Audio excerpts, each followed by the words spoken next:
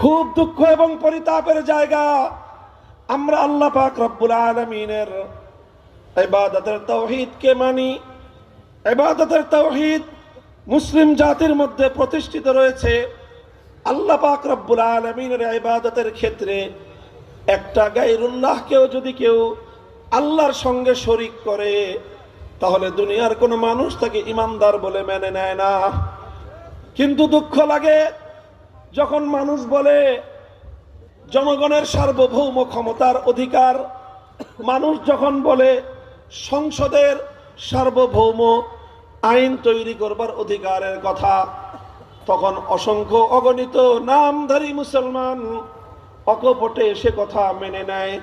শুধু মেনে নয় তাই নয়, বরং নামধারী মুসলমানরা আল্লাহর বিরুদ্ধে আর একটা আইন পরিষদ দাঁড় করায় সেই আইন পরিষদকে